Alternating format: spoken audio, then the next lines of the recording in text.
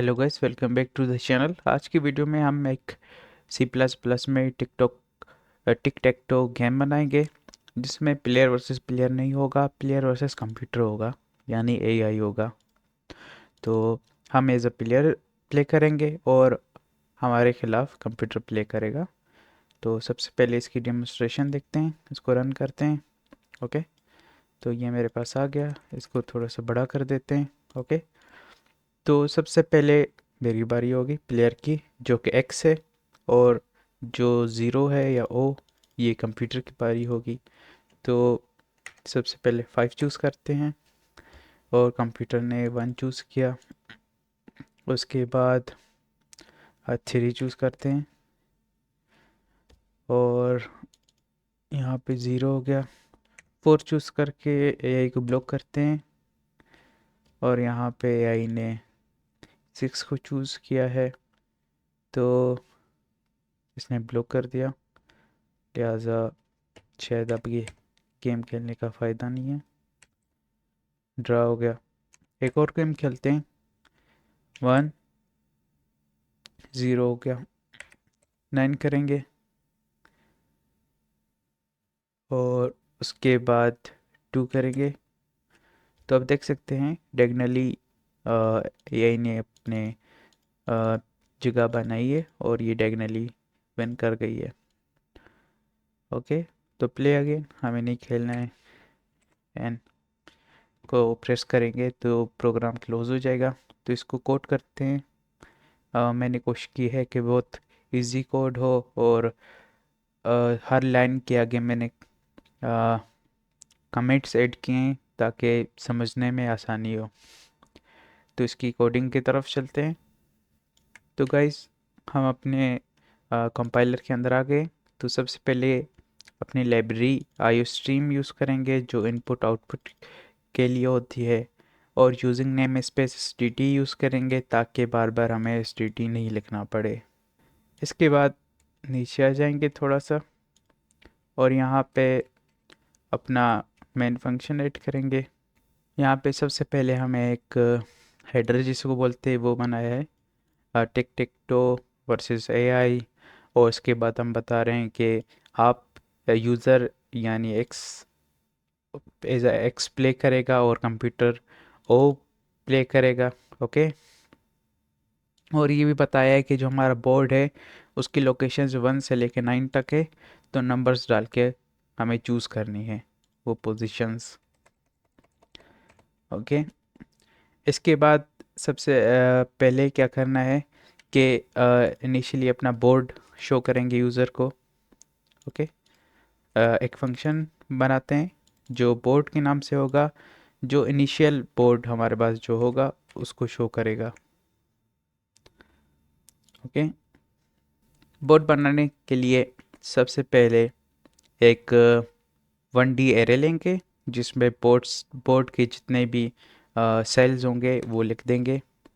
तो हमारे पास जो बोर्ड है वो 3x3 का है, मतलब कि 3 रो हैं, 3 कॉलम हैं। ठीक है, उसको एज अ 1D हम लोग स्टोर करते हैं, 1D एरे। ठीक है, और मतलब कि जो हमारे पास सेल्स होंगे वो 1 से लेके 9 होंगे, जो यूज़र को हम लोग शो करेंगे। तो इसकी जो साइज़ है एरे की वो 9 है, और हमारे पास कैरेक्टर्स स्टोर किए हैं 1 2 3 से लेकर 9 तक। ओके, हमारे पास जो ये फंक्शन है ड्रा बोर्ड, ये किस लिए है कि ये पूरे बोर्ड को शो करेगा हमारे पास। तो ये cell number 1, cell number 2, cell number 3, बीच में सेपरेशन के लिए हम लोगों ने लाइंस लगाई हैं। ये जो रोज़ को अलग करेंगी, यहाँ से ये कॉलम्स को अलग करेंगी। ओके, तो इस तरह से cell 1, cell 2, cell 3, 4 cell, 5 cell, 6, 7 8 9, ये हमें सेल शो कर रहा है।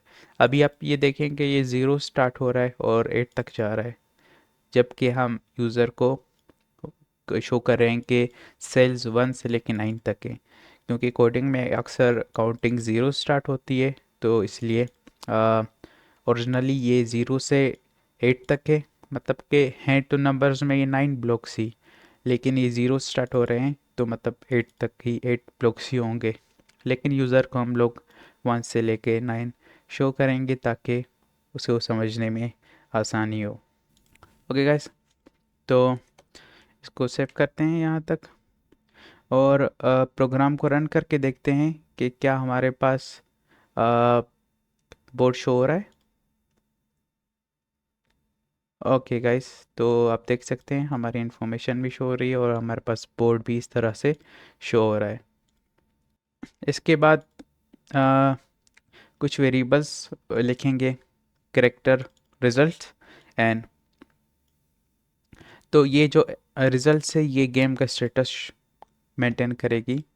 तो स्टेटस हमारे पास होगा एक्स अगर यूज़र जीत जाए, ओ होगा हमारे पास अगर कंप्यूटर जीत जाए, डी होगा हमारे पास अगर मैच ड्रा हो जाए, और हमारे पास एन होगा कि रिजल्ट्स अनसेटिस्फाई हैं लिहाजा गेम चलती रहेगी। ओके, तो स्टार्टिंग में हमारे पास एन ही है क्योंकि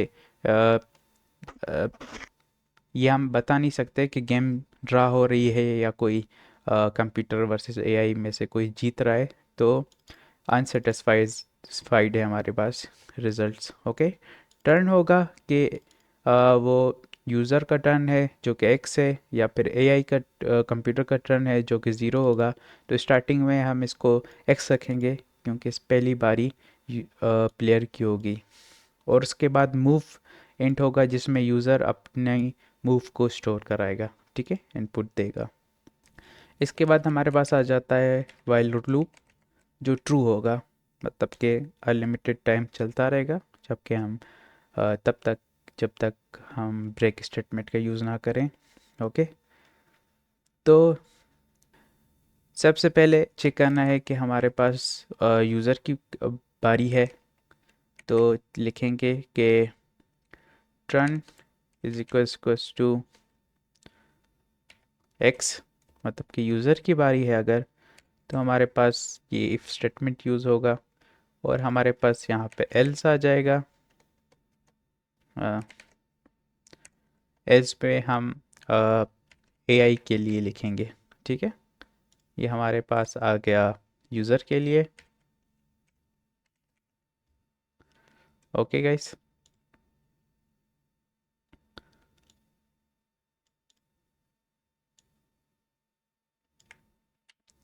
तो सबसे पहले यूज़र को कहेंगे आप अपनी मूव सिलेक्ट करें 1 से लेके 9 ब्लॉक्स के दरमियान, और जो यूज़र इनपुट देगा उसे रीड कर लेंगे, सेव कर लेंगे। सेव करने के बाद अ, इसको नीचे कर देते हैं। सेव करने के बाद क्या करना है कि चेक करना है कि जो हमारे पास यूज़र का इनपुट है वो आउट ऑफ रेंज तो नहीं है, मतलब कि 1 से कम और 9 से ज़्यादा तो नहीं है, क्योंकि हमारी बोर्ड की लिमिट 1 से लेके 9 तक है। तो चेक करेंगे अगर यूज़र इस रेंज के अलावा मतलब नीचे या इससे ज़्यादा नंबर्स को इनपुट करता है तो सी आउट करेंगे invalid position try again. Okay, और कंटिन्यू कर देंगे, मतलब कि नेक्स्ट अल्ट्रेशन में चले जाएंगे। इसके बाद इंडेक्स जो हमारे पास होगा उस उसको उसमें यूज़र के मूव स्टोर करेंगे। यूज़र ने 1 से लेके 9 के दरमियान जो भी अल्फ़ा नंबर लिखा होगा उसको -1 कर देंगे, क्योंकि हमारे पास 0 से लेके 8 तक इन बॉक्सेस हैं, तो उसके लिए कन्वर्जन हम लोग कर रहे हैं बेसिकली। तो फॉर एग्ज़ाम्पल अगर यूज़र इनपुट करता है 5, तो ओरिजिनली 5 जो होगा वो 4 होगा। ओके, इसलिए हम 1 माइनस करेंगे मूव से और उसको इंडेक्स में स्टोर कर देंगे सही इंडेक्स को फाइंड करने के लिए। इसके बाद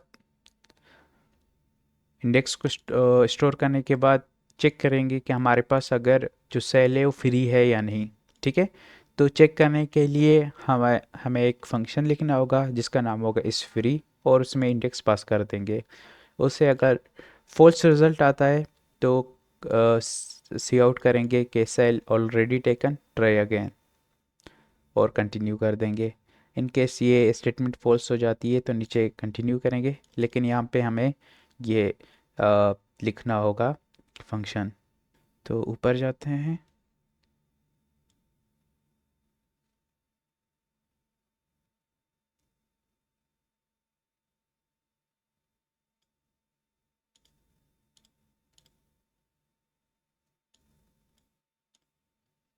इसके नीचे तो हमारे पास ये फंक्शन आ गया, इज़ फ्री, बुलियन टाइप का है। पास कर रहे हैं हम लोग इंडेक्स पैरामीटर्स में। ये चेक करेगा कि अगर हमारे पास जो बोर्ड का वो इंडेक्स, उसमें या तो एक्स और ना ही ज़ीरो पड़ा हुआ है तो इसको रिटर्न कर देंगे ट्रू। ठीक है। और इन केस इन दोनों में से कोई एक अल्फ़ाबेट पड़ा होगा, ज़ीरो या एक्स, तो फॉल्स रिटर्न कर देंगे। सिंपल सा एक लॉजिक है। तो नीचे नीचे जाते हैं।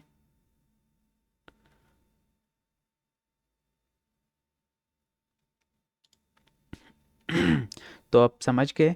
तो अगर वहाँ पे एक्स और ज़ीरो मौजूद नहीं थे तो ये ट्रू आ जाएगा। ठीक है।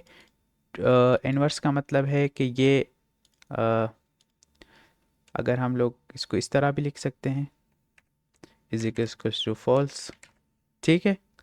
और इसको इस तरह भी लिख सकते हैं। अ, इसका मतलब है कि इसका जो रिज़ल्ट है अगर वो फॉल्स आ रहा है तो ये एफ स्टेटमेंट ट्रू हो जाएगी और ये रन हो जाएगी।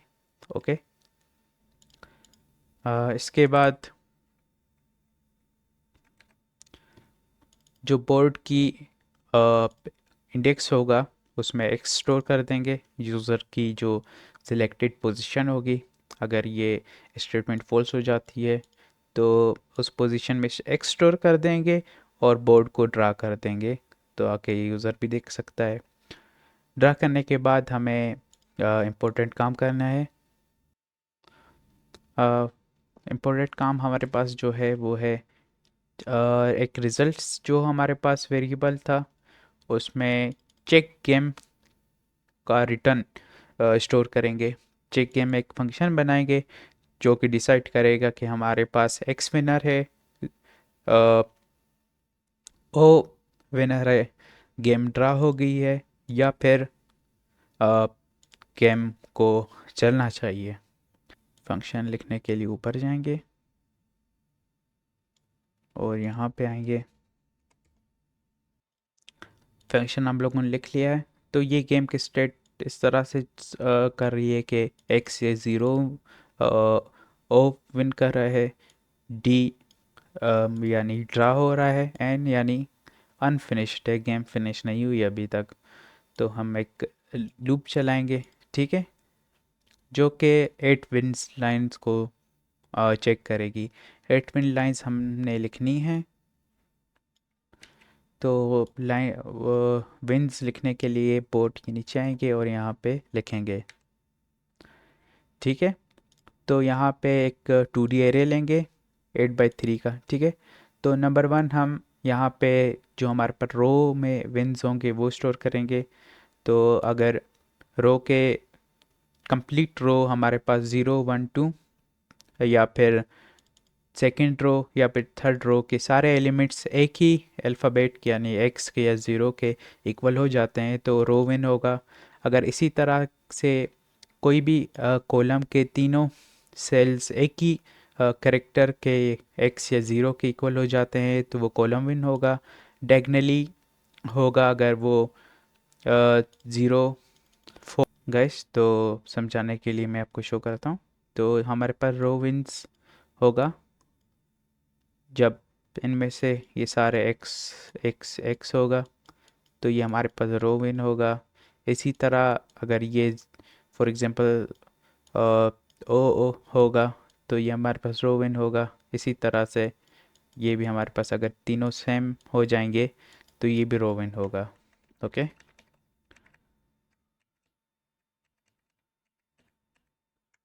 फिर कॉलम विन के लिए हमारे पास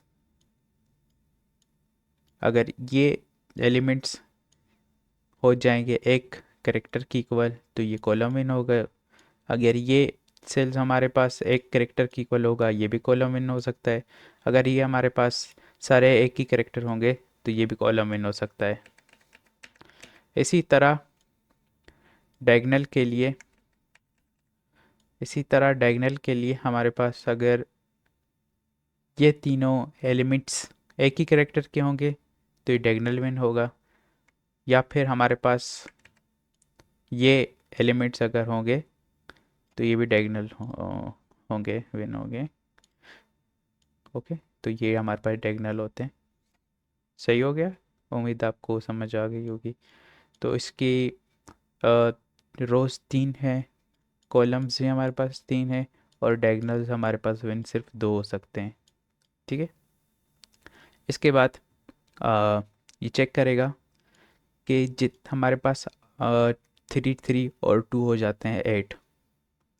ठीक है, ये सारे विंस को चेक करेगा कि अगर उनमें से कोई भी विन ट्रू हो रहा था तो हम बता देगा कि वो कौन सा सिंबल है। ठीक है, और इन केस हमारे पास अ, ये जो कंडीशन है हमारी विंस की ये मैच नहीं होती तो हमारे पास ये फॉर लूप चलेगा। ठीक है, जो कि चेक करेगा फ्री सेल्स के को चेक करेगा।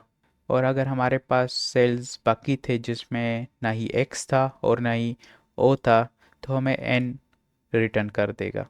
ठीक है, अगर ये केस नहीं होता, अगर हमारे पास सेल्स भी कोई नहीं बचा और विन भी कोई नहीं आया तो हमारे पास लास्ट में ये रिटर्न हो सकता है डी, जो कि ड्रा के लिए है। ओके, तो नीचे चलते हैं। तो रिजल्ट्स हमारे पास या तो एक्स विन हो सकता है, या ओ विन हो सकता है, या ड्रा हो सकता है, या फिर एन मतलब कि कंटिन्यू हो सकता है। इसके बाद हम्म, इसके बाद कुछ चीज़ें चेक करनी है हमें, जैसे कि अगर हमारा रिज़ल्ट एक्स आता है तो यू विन, यूज़र विन हो जाएगा। ओके, क्वेश्चन मार्क को हटा देते हैं। ठीक है, प्लेयर विन हो जाएगा।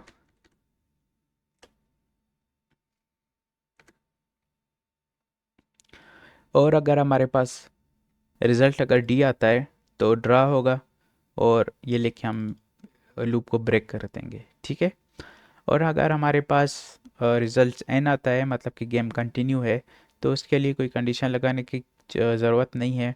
उसका ये मतलब है कि ये दोनों इफ़ स्टेटमेंट्स, ये दोनों कंडीशंस जो है फेल हो गई हैं, और हम अपने टर्न को एक्स से ओ की तरफ शिफ्ट कर देंगे, मतलब कि एआई या फिर कंप्यूटर आप बोल सकते हैं।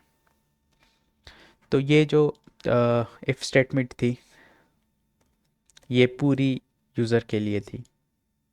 ओके, ये पूरी स्टेटमेंट जो थी ये यूज़र के लिए थी।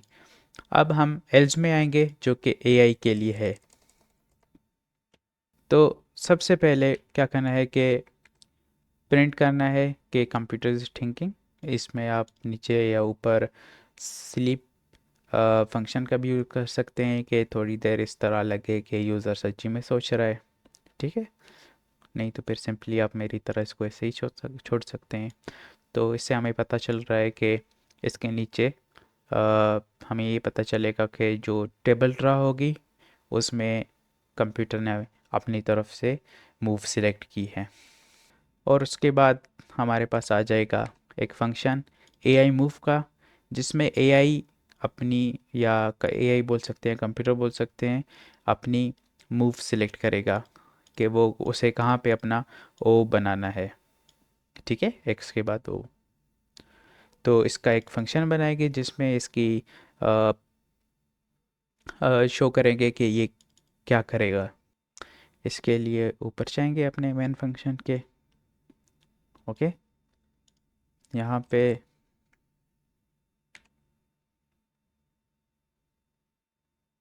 ओके, तो ये फंक्शन थोड़ा सा बड़ा है, इसको थोड़ा सा जूम आउट करते हैं।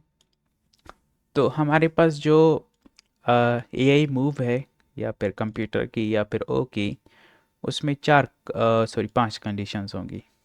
ठीक है, तो इस फंक्शन को करने के लिए हमें एक और फंक्शन बनाना होगा मैक्स विन। ठीक है, तो इसके लिए ऊपर जाएंगे और यहाँ पे पेस्ट करेंगे इसको। यहाँ से आप देख सकते हैं नंबर 1 के लिए पहले वो चेक करेगा कि क्या ये इंडेक्स फ्री है। अगर ट्रू है तो ये कंडीशन ट्रू हो जाएगी, ये पार्ट। उसके बाद दूसरा पार्ट होगा जिसमें मैक्स विन फंक्शन रन होगा। इसमें इंडेक्स भी वो डालता जाएगा और अपना सिंबल भी जो यूज़ ऑफ कोर्स वही है वो भी पास करता रहेगा कंप्यूटर। ठीक है, और चेक करता रहेगा कि क्या इस स्पेसिफिक सेल में और डालने के बाद विन क्रिएट होता है या नहीं, सारे सेल्स को चेक करेगा। ठीक है, तो अगर इसे कोई इस तरह की पोजीशन मिल जाती है जहाँ पे ये रोज़ कॉलम्स या डायगोनली विन क्रिएट कर सक रहा है तो ये यहाँ पे ये रिटर्न हो जाएगा। ठीक है, और हमारे पास विन आ जाएगा।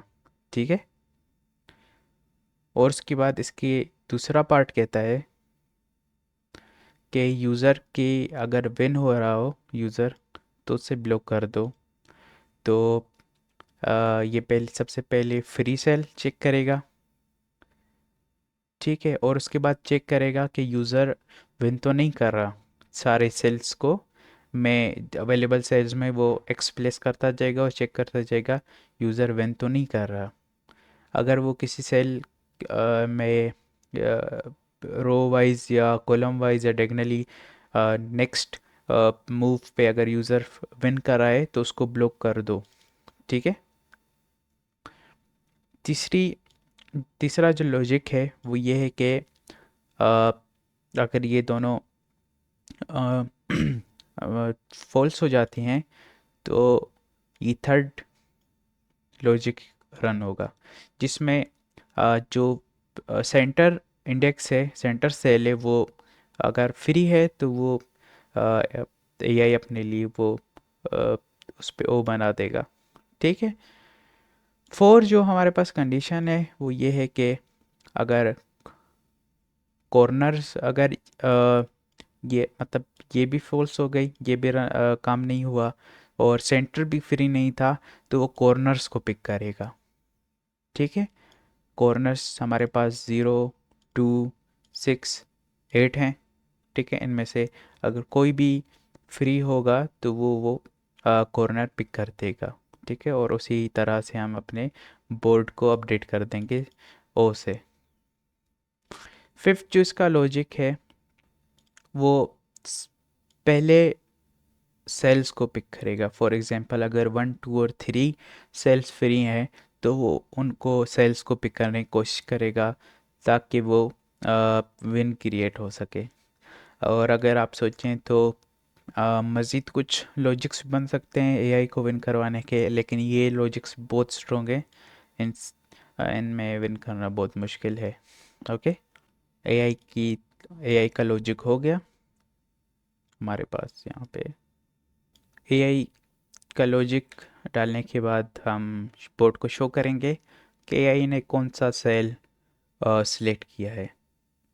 उसके बाद क्या करना है कि रिजल्ट्स को चेक करेंगे कि वहाँ पे हमारे पास कौन सा एक्स या ओ विन कर रहे या ड्रा हो गई हमारी गेम, या फिर वो कंटिन्यू रहेगी जो कि हम सेम हमने अपने यूज़र के लिए किया था।